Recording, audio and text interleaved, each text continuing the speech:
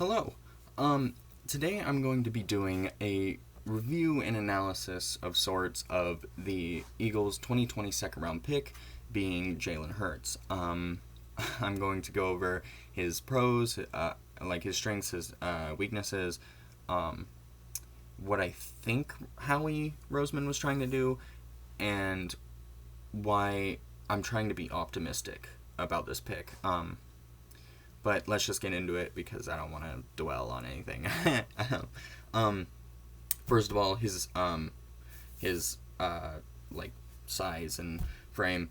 He's 6'1", 222 pounds, so he's pretty decently sized. Not super tall, but he's got some size to him, and that kind of feeds into the first point that I have, which is that he is extremely athletic. I'll get into why that he's kind of been forced to be athletic later, but he's really athletic when he leaves the pocket or when the pocket collapses and he has to run or anything where he has to use his feet. He is really good at escaping really anyone. He's super strong, so he's good at pushing the pile or fighting for a first down, like breaking tacklers. He's super tough. He can easily take a big hit and get right back up. And a kind of a sidebar to that, but he's a great leader. It's one of those things that you can't really teach to anyone. You can tell them what to say and what to do, but the confidence that comes with it, you can't teach that. Another big thing is he's a proven winner. He went 38-4, I think, over his career with Bama and Oklahoma. So he's really good at. He has that instinctual ability to win. I mean, sometimes you can get in the habit of losing. Sometimes you don't always know what it's like to win. I know that at least a couple teams you get into a rut, namely like the Browns or like that, and you just can't get out of it. He can make plays late in games. That kind of goes back to that great leader sort of thing. And that winning aspect thing. He doesn't panic. A good example of someone who panics and loses games for his team is Mitch Trubisky. Mitch Trubisky is great until something goes wrong. He excuse me. He is good, and then all of a sudden it can be something super minor, like a sack or anything, like a sack after halftime. We'll go with that. And then all of a sudden they're down by a touchdown or something, and he panics, and his mechanics go out the window, and he looks like a high school quarterback. Jalen doesn't have that problem. He's kind of like Carson Wentz in that he understands that if he panics, he will assure that his team will lose. So he has to keep his calm to overcome a 17-point deficit or to overcome that one-score deficit with a minute left on the clock and they've got to drive down the whole length of the field. He has that confidence about him that a leader and a proven winner has. He's played in a variety of schemes, so he is able to learn what he's doing relatively quickly. Yeah, obviously he played with Bama and Oklahoma, and I think he played under.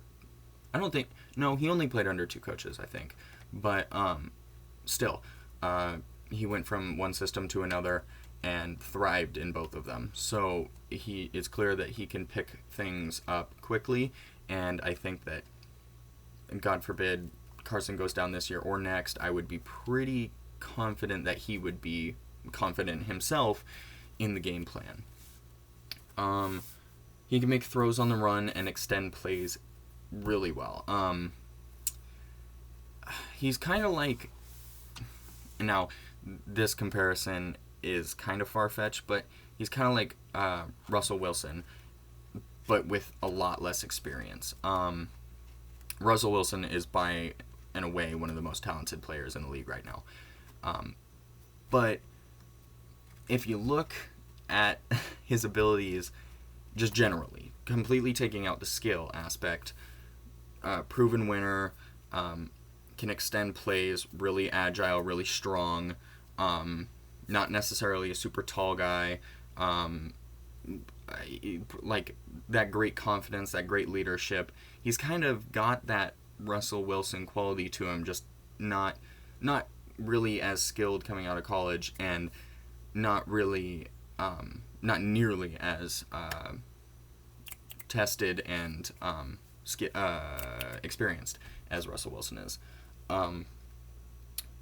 He can avoid pressure really well. That goes back to the super athletic above, and I may have mentioned this, but he's I said that he's strong, but he's really good at fighting for a first down, or like pushing the pile to get that extra yard, like pushing the pile to get into the end zone from the 1 or 2 yard line, stuff like that. He's really good in those scenarios because he's not, like I said, he's not super tall. He's not short, but he's not super tall, and he can get lower, and he's super strong, so he can push through. Those are really all of the strengths that I saw watching film. I'll put a link in the corner and in the description to a couple videos of film from him. But that's mostly what I can see, positive wise. Like weaknesses, negatively, his patience is really inconsistent. He's kind of he has trouble waiting for plays to develop, and I'll get into this more, but it's because he's kind of afraid, I think. I mean, he's a confident leader, and he's not one to panic, but in the long term. In the short term, he sometimes can do things that really are not great. Now, he didn't, to my knowledge, he didn't throw too many picks, so it wasn't really costly things, but it can be as simple as on a third down, the pocket is starting to get a little tight, and he goes to run for it, like a 3rd and 10, and he goes to run for it, and he gets stopped 2 yards shy, and Doug Peterson just decides to punt it because they're up a touchdown, and that can snowball into us losing the game. Like, it's stuff it's that simple. Like, I would be confident in his ability to get the first down in that scenario, but it's stuff like that we can't afford to be risking. Another weakness of his is slow recognition. That kind of goes back to the inconsistent patience. He tends to, and this is another thing I wrote down, he misses like easier throws and goes for like checkdowns and stuff, and goes for more difficult throws. He sometimes won't realize that there's a tight end to his right, and who's just perfect. Like, it might not look like he's that open, but you could easily get him the ball. I mean, easily from an NFL standpoint. But he goes for someone who is like has someone on him, or 2 people on him. Like I said, I'm not into. I didn't see too many picks. I really only watched highlights. I wasn't really looking for like all 22 film or overall game film in general, just because I'm trying to be positive. But it can be costly if he does that. That's another one of those things where the pocket doesn't collapse, but he throws it to a guy who's covered, and now it's 4th and 10 instead of 3rd and 10, or now it's an interception instead of 4th and 10. So I don't know. There is that there, but I don't know. I'm trying to be positive. Oh yeah, this is a big one now that we have some real speedy wide receivers.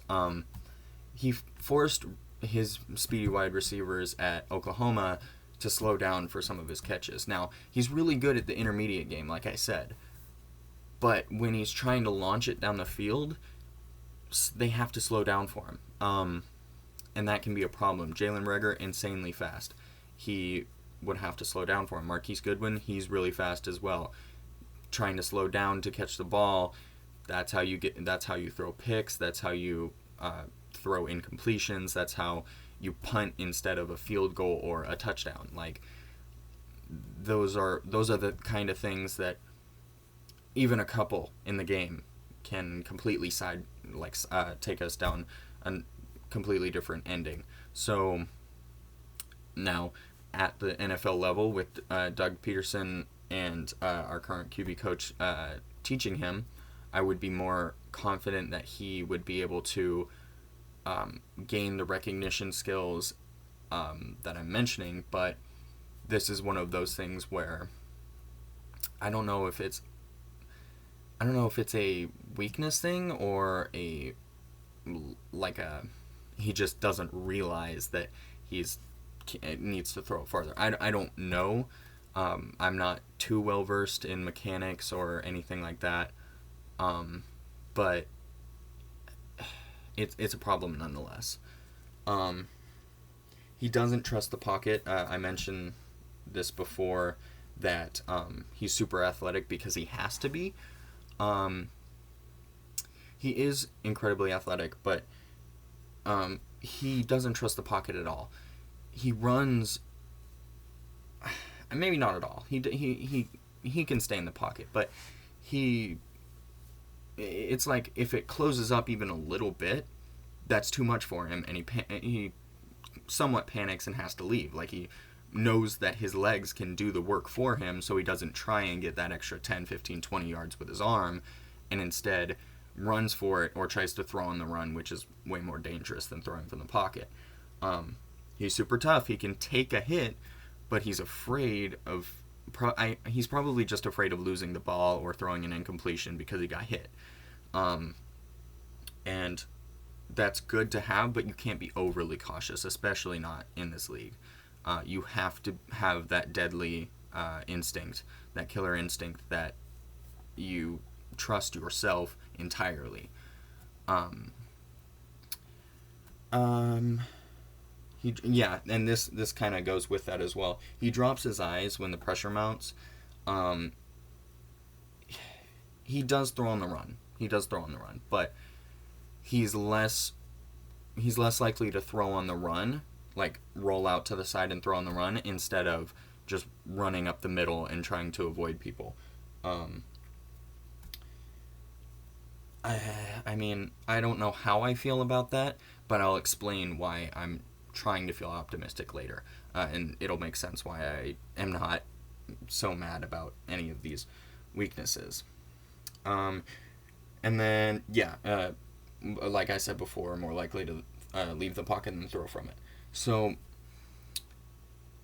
what I think Howie was trying to do with this pick is injury assurance and a future trading point. Now, it's clear that Howie does not trust Carson Wentz from the injury standpoint. I don't think that he was trying to put pressure on Carson Wentz because Carson performed so good last year. He took a practice squad to the playoffs and then got cheap-shotted and wasn't able to complete the game. So it was not his fault at all last year. He is the reason. Him, Zach Ertz, his absolute incredible toughness, the toughness of the guys who got injured and kept playing, like the emergence of Miles Sanders and everyone who... Greg Ward is a huge example. I think he was cut 3 times, and he finally rejoined the roster, this time as a wide receiver. Ooh, shook the camera a little bit. And finally got on this time as a wide receiver, and he scored that game-winning touchdown against the Redskins and was a pretty key contributor at the end of the season when we literally were taking a practice squad to the playoffs. So, Carson Wentz, how he trusts him in that regard. He's not trying to put pressure on him like a couple people have said. Um, I think that this is, he wants injury assurance because he doesn't trust that Carson won't be injured. Um, and he wants, regardless of whether Carson is injured or not, a trading point.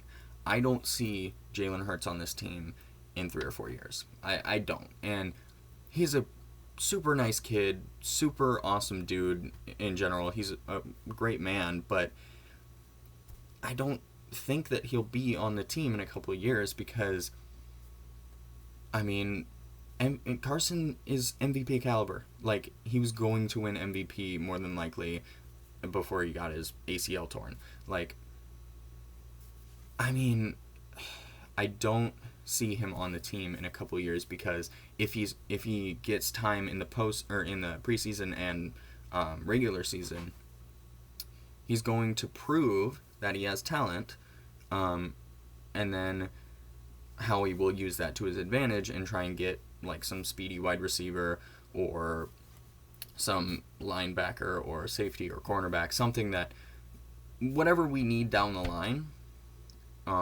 I think that's what he was going for. He wanted a win now in case and a win in the future for sure. That was what he was going for. Now, when you look at it like that way, I'm not super mad with it. Do I wish that we took a wide receiver in his spot? Yes. Am I mad that we have him right now? No. I'm not mad that we have him because it's already done. We can't change it. But I don't see him. I don't see him on the team in 2 years or in 3 years. He'll probably stay here for a little bit, but he's not gonna have. He won't stay here, and I wish him the best of luck. He's, like I said, he's a wonderful dude, but I just think that Howie didn't quite think it through. I think he tried to be too smart for his own good, pretty much. But like I said, I'll leave some film so you can determine your own opinions down in the comments or for yourself. If you are, I don't know, if you have an opinion, I don't mind you leaving it down below, but like I said, he's a wonderful dude. He doesn't deserve disrespect that he got on draft night, or on draft night 2. Howie deserves the criticism. So, anyway, that's pretty much all from me. I'm gonna film a couple more videos tonight, but I think that's it. So, yeah, I'll see you later.